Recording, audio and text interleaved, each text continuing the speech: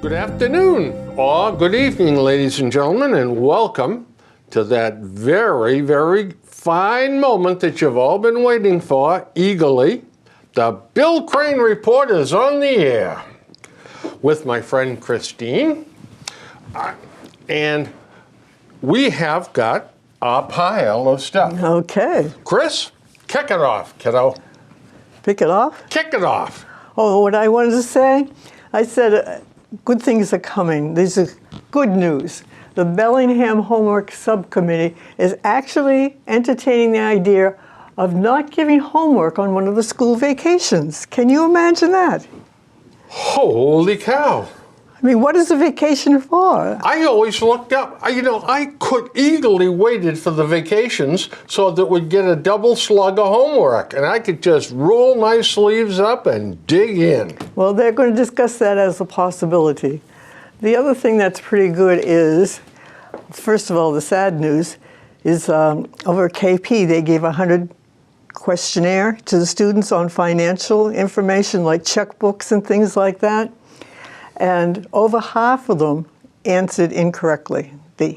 So what's happening now with the good news is S249 is a bill that they have in the State House that's going to look into the financial knowledge of high school students, and they're going to fund it, which is amazing because lots of times they have these financial educational things and they don't finance it. So it's a bill that they're considering having it in the high schools where they actually teach how to make a loan, do checkbooks, interest, and all those things. So I thought there was two good little bright lights on the horizon. That's incredible. Yeah. You and I have talked about that before. Right. That I got a big leg up on things back in 1954 at Walpole High School when Miss Thayer in our business class actually taught us all these things. The kids don't learn them now. No. So that's wonderful news. Yeah, I thought so. Yeah. Let's hope it goes through. Well, yeah, let's hope. What else you got? That's it for now. All right. I have other questions, but they can wait till for later. Okay. Before we get going, folks, I would like to say that we certainly have lost a couple of old Norfolk folks in the past couple of weeks or so. Carol Culp passed away, and Carol was Carol Hall. Oh. From Hall Stables up in the Populatic Lake area. And she was a very kind, very gentle, very sweet person, and she will be missed. There's no doubt about it. And there'll be a memorial mass for her, I believe, in July sometime. It's tough getting the whole family together and all that. But Carol was a sweetheart. My wife and I sat with her many times at Mass at St. Jude's on Sunday mornings in about the fourth row. So she's the one that had the horse farm that burned? Yeah, her family did, yeah. And longtime friend, but Tommy Malloy passed away. They lived on Cleveland Street, the Malloy family. And Tommy and I went through grades 1 through 12, wow. King Philip and all.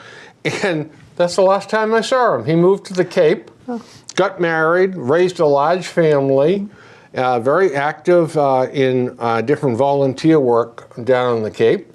And it's very personal for me because here's a guy that went through grades 1 through 12 with me, and he's the exact same age. So when 77-year-olds pass away, I check behind me, Yeah. make sure nothing's creeping up on me. And you shared a lot of history then, because We did, yeah. He was a nice guy, there were a large family on Cleveland Street. He had Patty was one. Pat was one sister. Flossie was another one. Mimi, and then two brothers, John and Philip. wow. And they were very active in the town, the Malloy family. Was he the oldest? No, Philip was older than he, and Flossie and Pat were older than he. Then him, and then John. John was younger. Yeah. So anyway, we and the folks up in Canada, up in Nipawin, Canada, their junior hockey team was on their way to a tournament. And of course, hockey is everything in Canada. Right. And their bus was hit broadside by a tractor trailer, and 16 young people, well, I think there was a couple of coaches also killed, but there was a total of 16 people killed. Wow. And 13 were injured. So that really has hit the town of Humboldt. The Humboldt Broncos. Is that up North Washington area? Or? That's up in up northern Saskatchewan. But anyhow, we certainly shared their grief. And then we have one more to discuss, and I apparently have put the, no.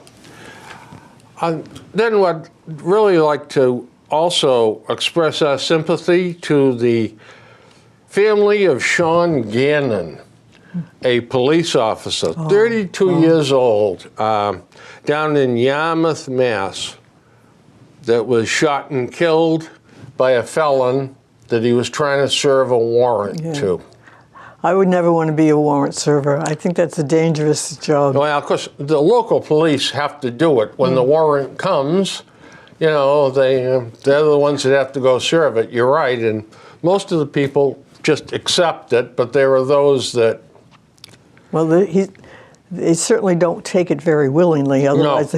No. And, you know, it's interesting, when a police officer slays someone in a shootout, all kinds of demonstrations about the cops. Are there going to be any demonstrations against this guy that shot and killed him? No, there won't. There won't. In fact, I don't think there even should be a trial. Nope.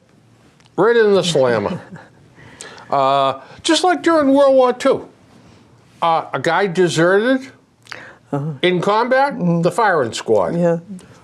That was it. Bang, bang. As far as I'm concerned, that's what this guy deserves.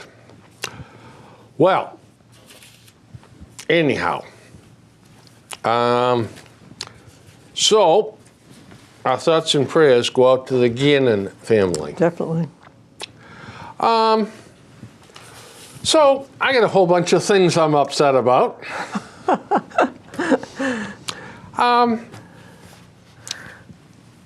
There was a bunch of things on TV. It was on this station. It was on that station.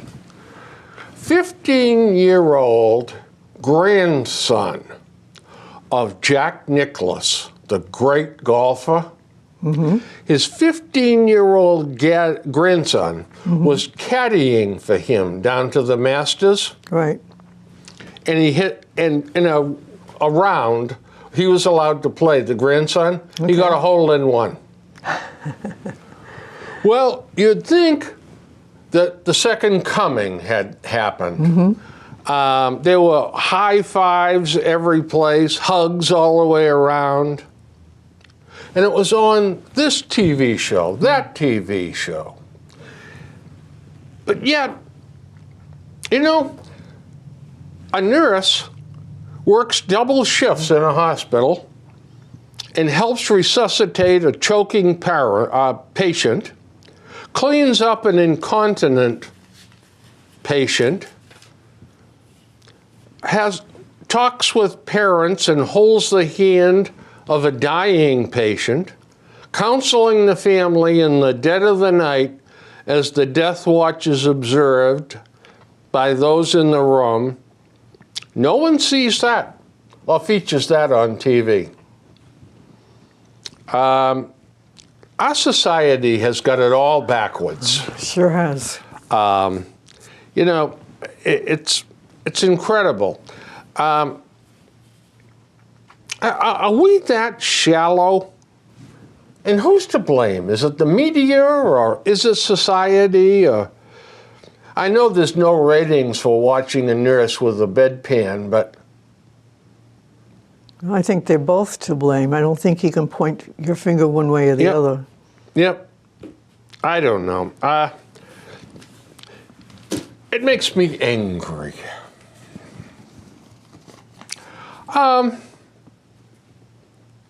Well,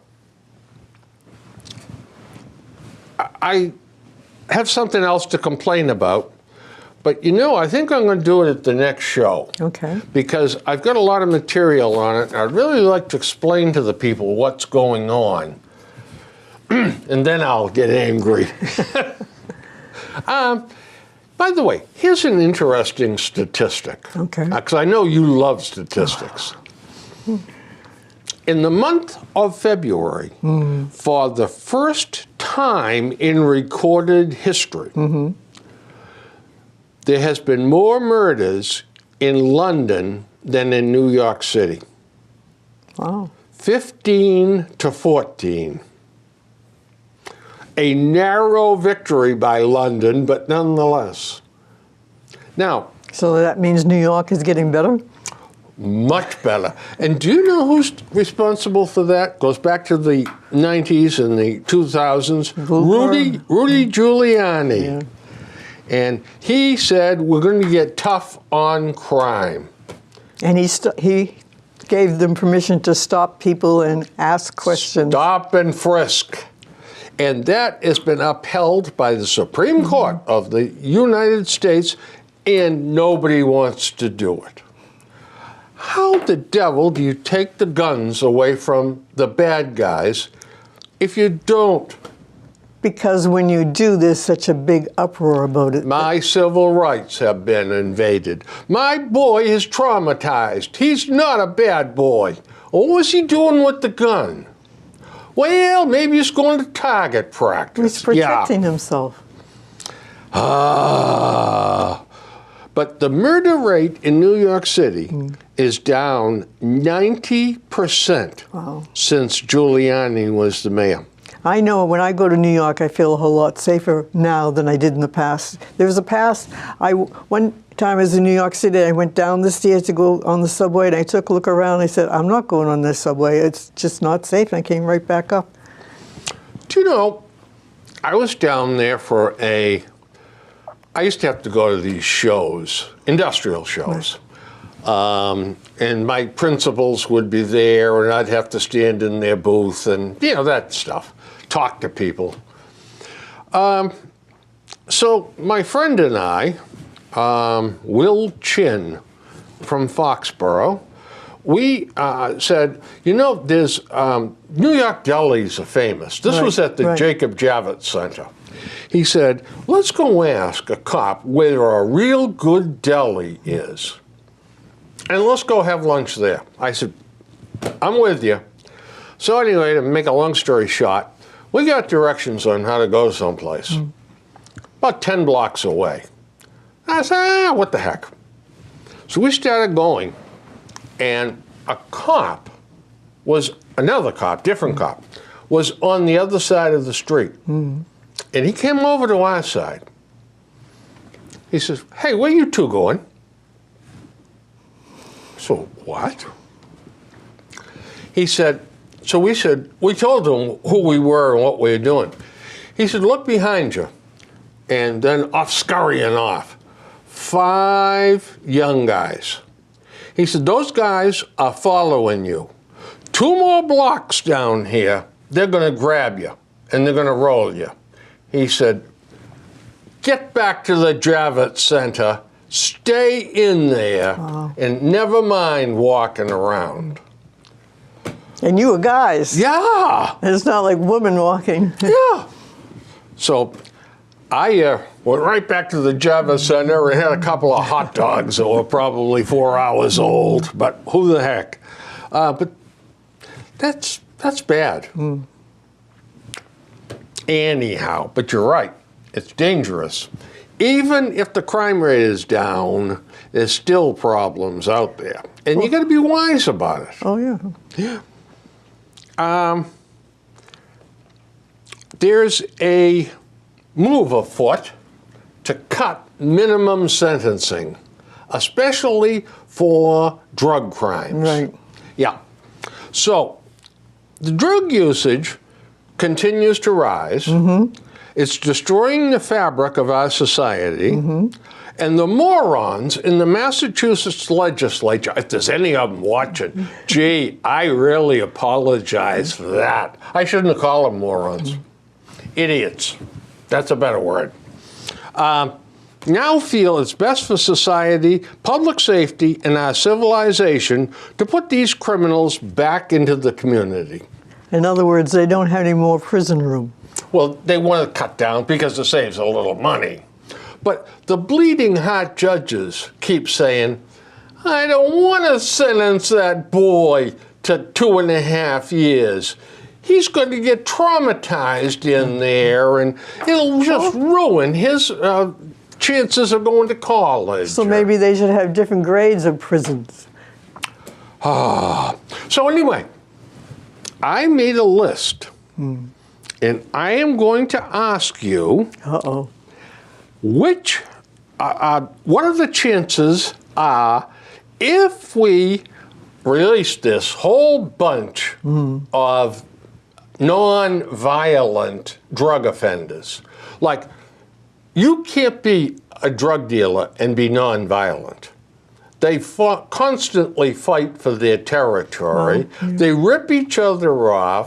They rob the would-be clients. But anyway, okay, so here's the list. I made a list of 10. Now, how likely is it if we let them all out that any of them will enroll in college? I'd say 10%. Okay. Become a school teacher. None. Become a plumber. None. Become a consultant. None. Become a financial advisor. No. Open a fine art gallery. No. Become an airline pilot. No. Become a building inspector. No. Become a wheat farmer. No. Become a City of Boston tour guide. Possibly. They can tour the drug areas. So, no is probably the best answer for all of these. Very slim chance. So once they get out, they'll try to scam the system with unemployment, job retraining programs, get food stamps, mass health, and then they'll revert to the one position they know, dealing drugs. Right. Leave them in there. That's what I say. Yeah, but that doesn't solve the problem either.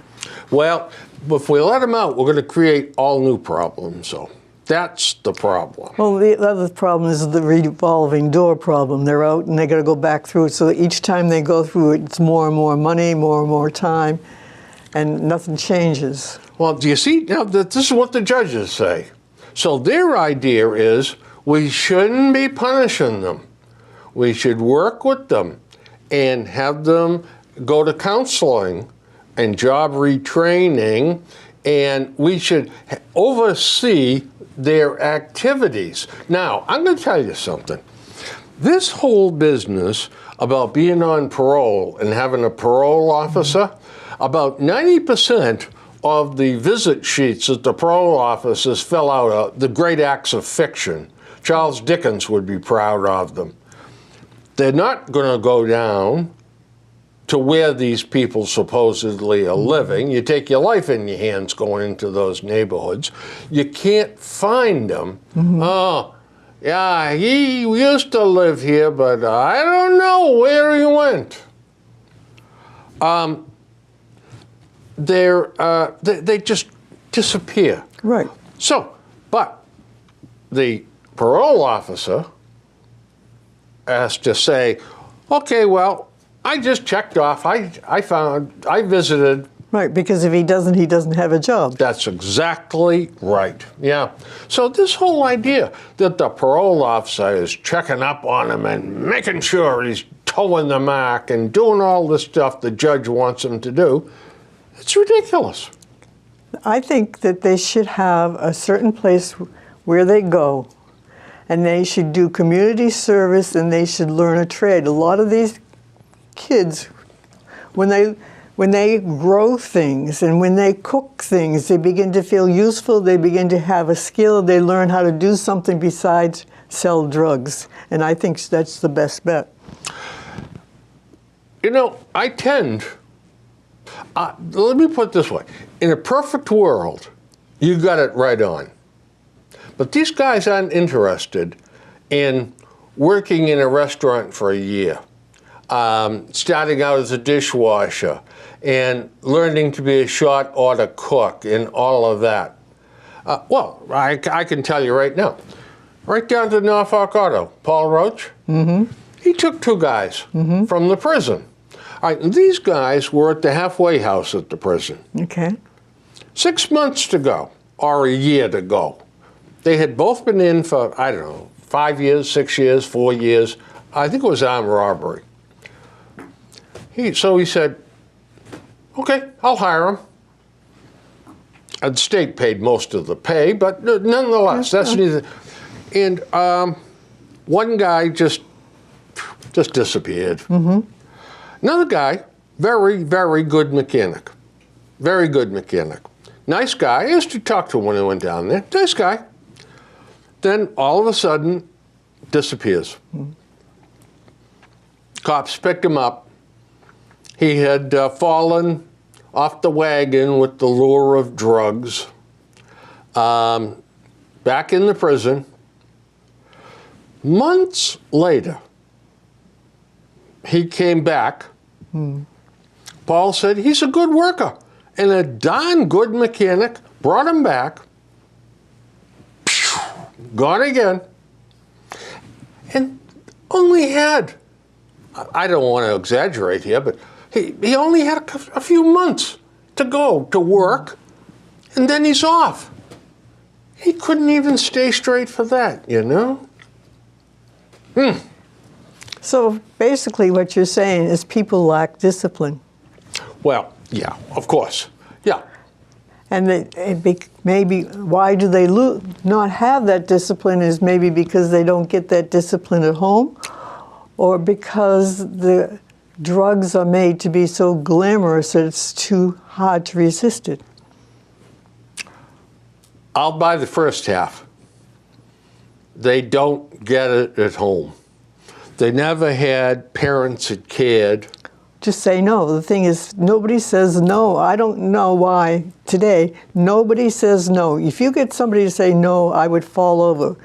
They always say an alternative, like, do you have this? Instead of saying no, they try to sell you something else.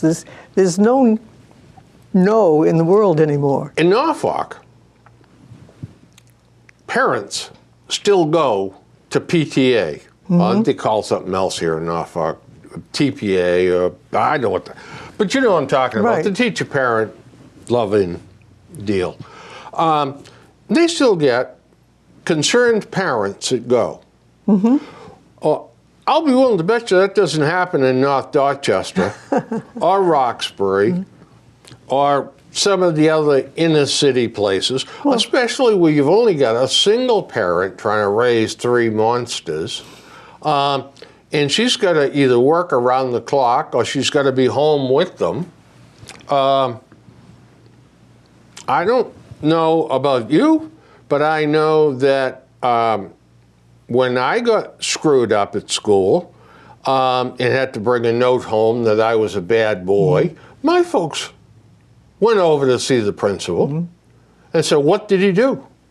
They took an interest in us, which is one of the great blessings that we have, is good parents, you know?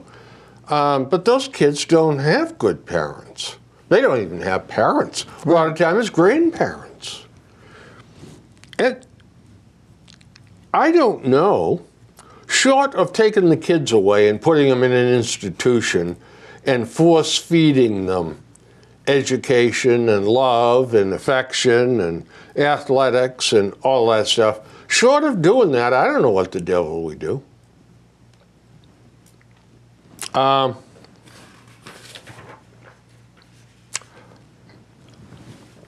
So they did, I'm changing the subject here. Yeah, this is, I had a long editorial there, but we just kind of talked about what I was about to say here. I was eloquent here and verbose. We'll go over here now. Okay. 12%. Now this is, I think, a AAA poll. Okay. 12% of drivers surveyed are heavy cell phone users. Oh, only 12%? Deaths among pedestrians and bicyclists are up. Did you know distracted driving is against the law here in Massachusetts? It always has been. There always has been a law that says it's against the law to have anything on or about yourself that inhibits the proper operation of the motor vehicle. That's always been on the books. Yeah, but that's not an enforceable law. Why? Why? Yeah. First of all, police are very busy doing other things. Second of all, how can you prove that somebody's being distracted? Okay, well look, when you see a car go through the center of town, Around the rotary, okay? like this. Yeah, no, I'm going to carry it to another one of my pet peeves. These people that have big dogs in the front seat with their head hanging out the driver's door, window. Are you telling me that 50 or 60 pound golden retriever wagging his tail in your face isn't distracting you from driving? I don't think that's a big problem, though. I think it's a big problem, and I think it's a big distraction. You don't think that should be stopped? I don't have any problem with that, no. You have a much, much broader range of tolerance than I do. But I'll tell you something. If one of my kids was killed by that driver, I would be mucho upset. But how could you prove that the driver was distracted by the dog? Do you think that having a dog on your lap while you're driving is a good thing, a permissible thing? No, I don't think it's the best, no. Do you think it should be against the law? Probably. Then, I mean, I've had a dog and a cat in a small car and not been distracted by them at all. were they on your lap? No. No. I'm talking about these big dogs. And head is out the door, his butt is in the driver's face. But just think back a few years ago before they had seat belts and child seats. Kids used to be sitting on the laps of the people who were driving. And kids used to be standing up in the front seat. So I don't think that the distractions more now than they were before? I don't know. I think they probably are. I do, yeah. I mean, look, when I see somebody multitasking, driving and going with their cell phone. Now, as far as I'm concerned, they should all get 40 years in the black hole of Calcutta. I think one of the problems is that people are so used to spending so much time in their car, they become accustomed to it, and they just think that anything is dangerous around them. I mean, you spend a couple hours in that car every day, you're bound to have your mind wander off to think about other things. Well, what about now when they have the TVs for the kids in the back seat? And the kids are fighting over what channel they're going to watch. Oh, listen, you got the stupid TV screens in the front seat, right, too. And you see them screwing around with it because it's also a map or some other bloody thing. And no, I don't believe in all that stuff. But anyway, I really and truly think that we should be enforcing the distracted driving. I don't think you have much hope for that happening, because all I hear is we haven't got enough policemen to go around. They can't even do a detail in front of the school to direct the traffic because they're getting called away. They used to have a policeman out in front of the school down the street here, who at the busy times would be directing traffic. You don't see a policeman there anymore. I don't see a policeman on Sunday mornings when they have no calls at all directing traffic at church. So, and now they don't want to increase the police budget to have more police officers, because they say police officers are all in Dunkin' Donuts having coffee. We don't need any more of them. My word, what a conundrum we have here.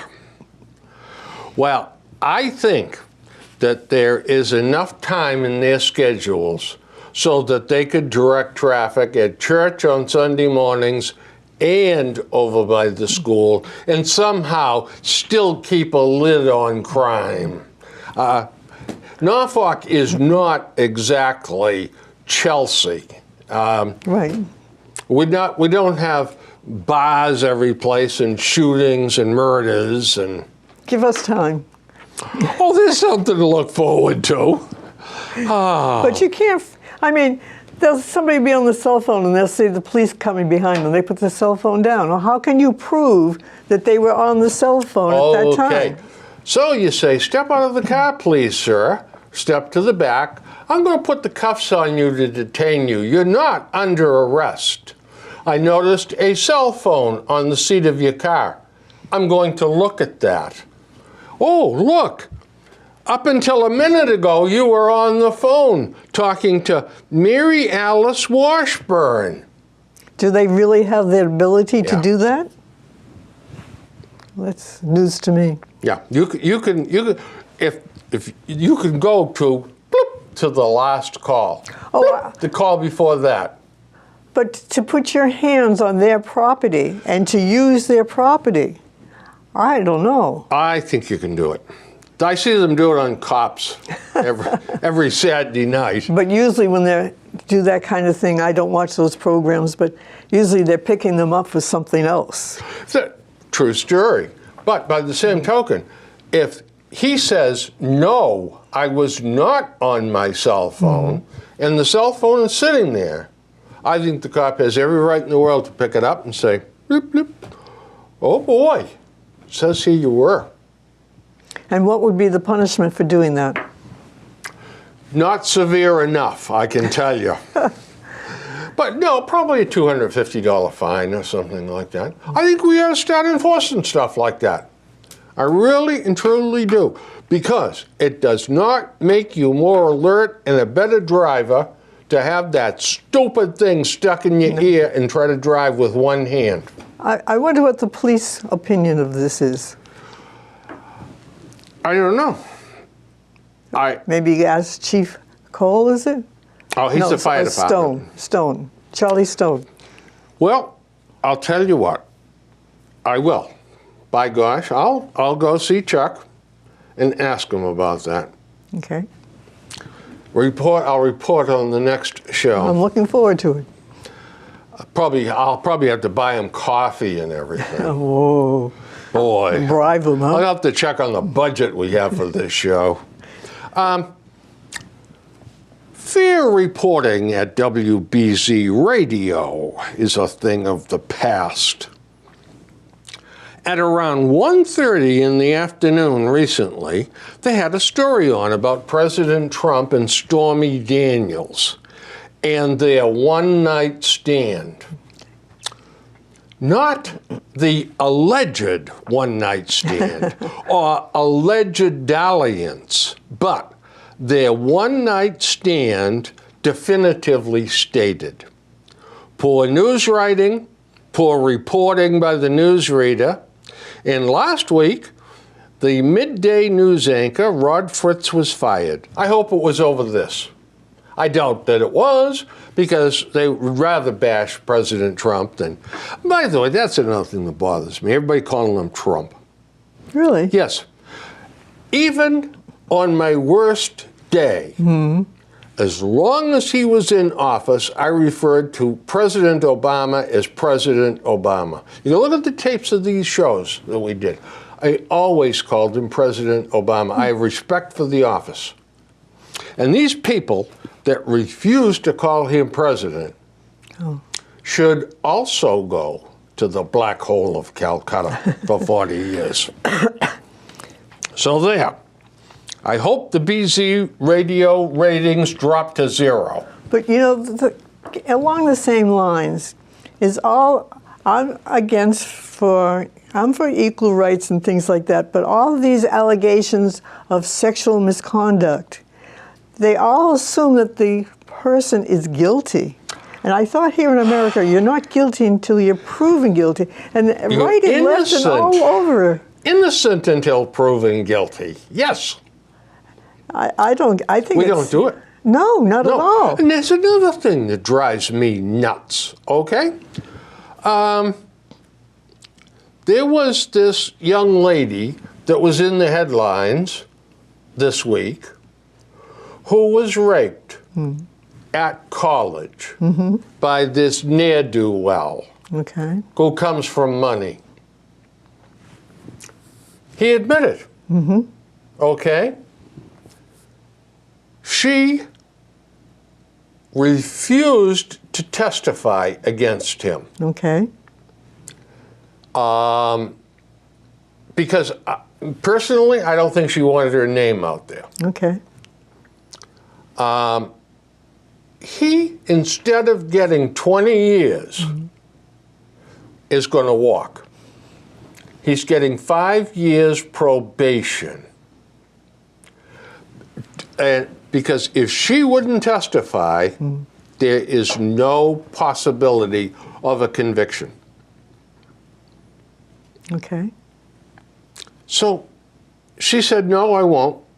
So her lawyer, the prosecutor, cooked up a deal, 5 years probation, 1,000 hours public service, or 500 hours, whatever. He won't do it, but it doesn't matter.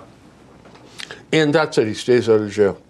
And then she writes this letter, an open letter in the Herald, that she hopes that he turns his life around, and he ruined my life, but I hope it turns his life around, and I cry myself to sleep every night, and I hope that I'm exaggerating, but that's basically the theme of it. That, he just destroyed my life, but I forgive him, or words to that effect, and I hope that by being merciful, it helps turn his life around. So why did she bring it to the attention of everyone if she never intended to do anything about it? Who knows? Who knows? Well, it could be that she didn't bring it to the attention of him. Maybe other people brought it for her. The university may have done it, yeah. I don't know. But all I can say is... So the university should kick him out. I think he's out, yeah. But nonetheless, he comes from money. I wouldn't be the least bit surprised if she comes from money. So it's just that those folks at that strata, there is a different justice system Oh yeah, for it's a them. different world. Yeah. Well, here's something different. A survey indicates a maid of honor or a groomsman shell out an average of $1,000 to be in the wedding party. Am I wrong, or is all of this an example of extravagant madness? Well, I think that's probably average, but I see people who are getting married spending millions of dollars, having these destination weddings where everybody has to go down to Brazil while the family gets married there. Yeah, and the poorer relatives get hammered. Well, sometimes the rich people pay for all the lodging and everything. Yeah, yeah. It depends. There's a borderline there. Well, what I find problems is people spending millions of dollars for a party where people around them are starving. I have a problem with that. spending, well, I have a friend of mine. Again, I mentioned his name, Will Chin. Born in Chinatown, American citizen. His father, I think, was born also in Chinatown. And they're not poor. Mm-hmm. So he's been invited to numerous weddings. He's a party man. He enjoys a good party. That's set, but they're in. He was telling me an average Chinese wedding. He said they drop $100,000 easily. Oh, yeah. Yeah. But that's their culture. They want to save face. They want to look rich. And it doesn't necessarily mean they are rich. Most of the time, my brother's married to a Chinese woman, and they are very concerned about face. Very self-effacing. You're absolutely right. In fact, I'm reading a book about that right now. But they also enjoy a party. They enjoy a good time, mm-hmm. and they enjoy sending their daughter off full blast, if you will, because it's a mark against them if they don't do it. Oh, definitely. Yeah. What's wrong with John? I mean, oh, yeah. Yeah, they got married at McDonald's or something. Well, you know, but you don't love your daughter as much as I love my daughter. Mm. I spent $130,000 to get rid of her. Well, but that's, there's various groups around the country that have different ideas about marriage. Like some want to be married in a plane, some want to be sometimes the competition is how unusual can you make your wedding. So there's a whole variety of things, but in today's world, I don't think $100,000 for a wedding is really that extravagant. I mean, I wouldn't pay that. Chris, I'm building a dossier over here on some of the things you're saying here today. No, but really, relatively speaking, I don't think so. Wow. Well, you look at even in Norfolk, you look at some of the houses that these people live in on Trails End and places like that. $100,000 doesn't mean much to them. No, they pay that to have the grass cut every season. Right. The landscaping. Yeah. Unbelievable. There was a tragic murder. This young lady, Dean Kenny Stryker, college student. You want to hold that up so they can see it? Yeah, I'll get a better picture of it here. And I'll show you the fellow that did it right here. Okay. He stabbed her.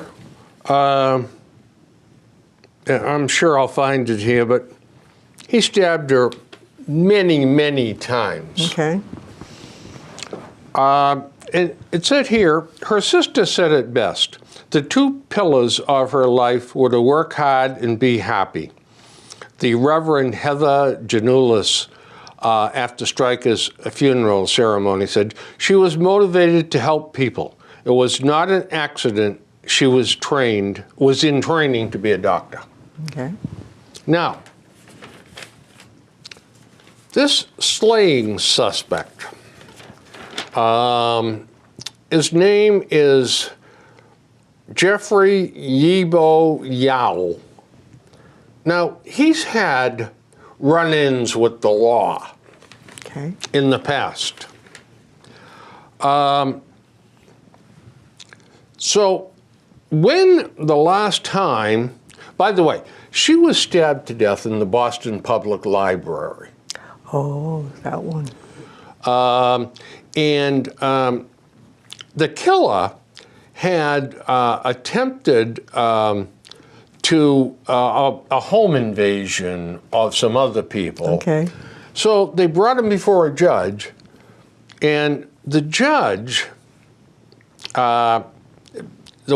said the proposal was that he was to get supervised probation. Okay. And the family was to pay a $50 per month probation supervision. Okay. They refused. They refused to pay it. Okay. So he ended up being, I believe he ended up being released at that point in time. Okay. He stabbed this woman he didn't even know 20 times with a 10-inch knife. I'm surprised he got into the library with a knife. They screened them. Who knows? He was, this time he tried to break into this house in the middle of the night by slamming his body against the homeowner's glass door. The homeowner grabbed a golf club to protect his family. He is a total loose cannon.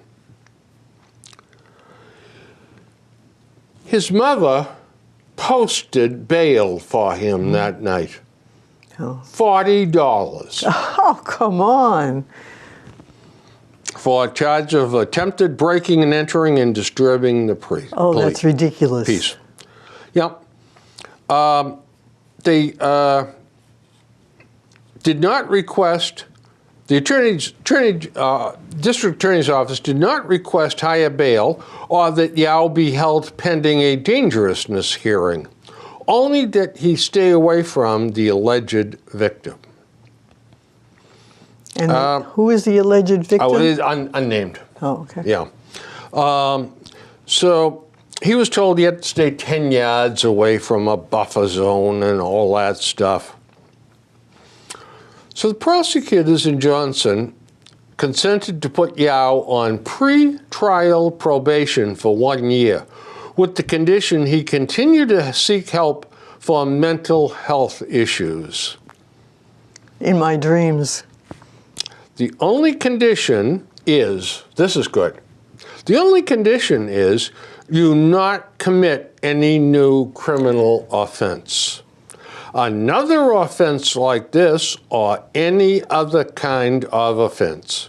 If you stay in treatment, pay the monies you're required to pay, don't commit any new crimes, then I expect at the end of this year, this matter will be dismissed.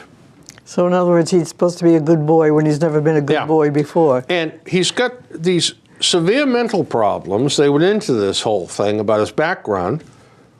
Judge just gave him that slap on the wrist, and he goes out, stabs this girl 20 times and kills her. A girl he had never met before.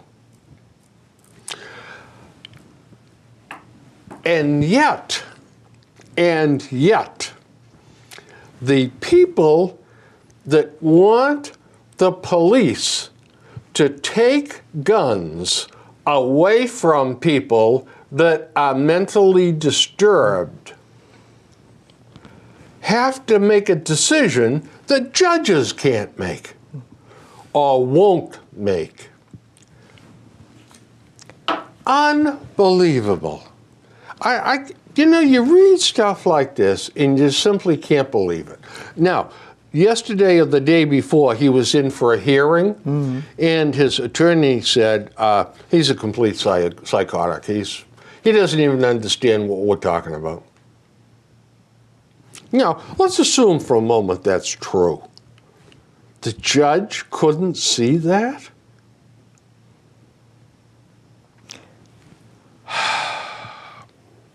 I really and truly think Dwayne's got something. We should be electing these guys and not appointing them. Well, I'm surprised he got in through the. I remember after 9/11 trying to go into the BPL, and they were searching all the backpacks and everything. I don't know how he got in there. I don't know if they're still doing that. Probably not as strict as they have in the past, but yeah. I'm surprised he got into the library with the knife. Well, he did. Sacramento, California. Okay. A lovely spot. A man was shot and killed by the police, who thought he was aiming a pistol at them, Right. when it was in fact a cell phone. Right. The police acted properly, have been cleared, and will not face charges. You know, when it's dark, supposing over there, in that closet, over there, where it's dark, all right, a guy goes like this at you, at a cop. Well, you don't know whether that's a gun, a cell phone, a bologna sandwich. You don't know what the hell it is. So, but you've been called on this breaking and entering deal. What the devil are you going to do if he goes like that at you? Well, the victim's grandmother has criticized the police, and she makes the following suggestions.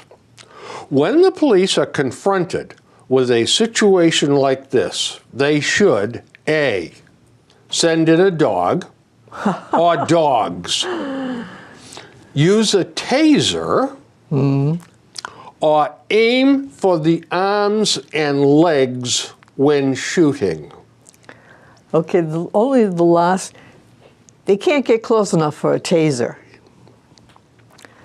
And what was the first one again? Send in the dogs. Well, that means every policeman would have to have a dog. That's right. And the dog would have to be with you all the bloody time. Right. So, and then it's very difficult, I understand, when you're shooting to hit an arm or a leg. It's much easier to get the trunk. right in the trunk. Every single cop is taught you shoot for the trunk.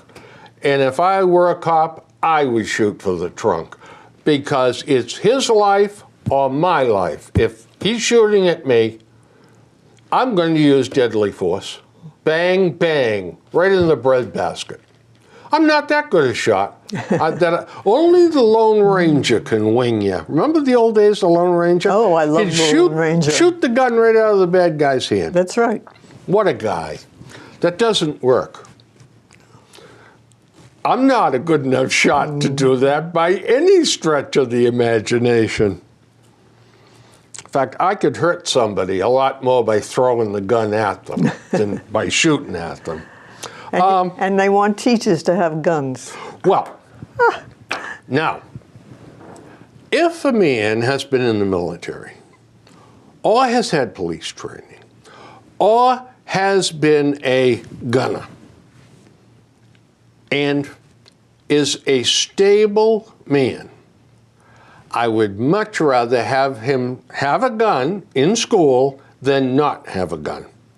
Well, I would prefer to, if they want to put guns in school, I would prefer a semi-policeman to be there. There you go, semi-policeman. But not a teacher. Look, I know teachers, all right? Elma Silva, Frank Gallipo, that used to be over to King Philip. Both of them been in World War II. I would trust them implicitly with a weapon. More then I would trust some guy that was a security guard, and the security company said, "Oh, okay, here's a gun. Go walk around with it." Right, right. Yeah. It can't be a security guard. It has to be a combination of the police and security, a hybrid. A quality gun handler with a even disposition and a good set of, so it can be a teacher. Well, I've known a lot of teachers myself since I taught for 37 years in elementary school, and I don't think anybody in the elementary school is capable of doing that. Well, you've got some, now I will agree with you to this point. There is no way I want to see anybody carrying a gun that's afraid to use it. Oh, that's ridiculous, because why carry a gun if you're not going to use it? Bad guy's going to laugh at you, take the gun away from you, and probably shoot you with it. Right. Yeah. So you have to be prepared to do it. But I know plenty of tough ladies Oh, I'm sure there are tough ladies. I don't doubt that. that would handle it very quickly.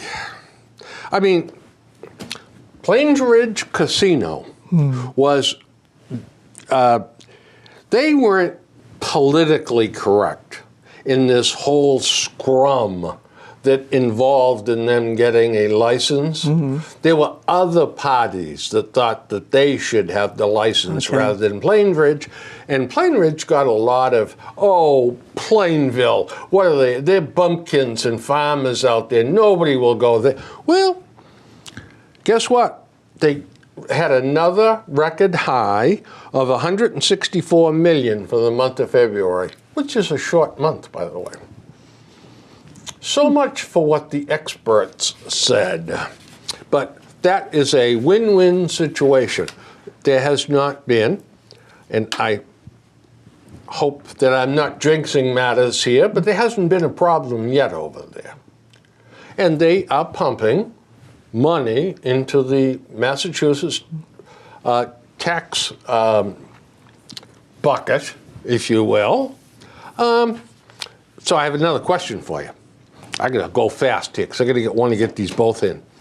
Before the tax cut, the top 1/10 of 1% of all taxpayers accounted for 18% of the income that came in to Washington. After the tax cut, they are now going to be responsible for 22% of all the money collected. So much for the idea that this was benefiting the rich. And the violent gang, MS-13, has as its mantra, kill, rape, control. And must we still be bound by the people that don't cry? They're only children, they're only kids, be gentle with them. My dear friends, that inevitable moment has arrived all too soon. Well, we have to wrap up this wonderful, wonderful show. But here's the good news. We'll be back soon to do it again. So, with that note, good night. Or good day, or whatever. Goodbye. Good wishes. Good wishes.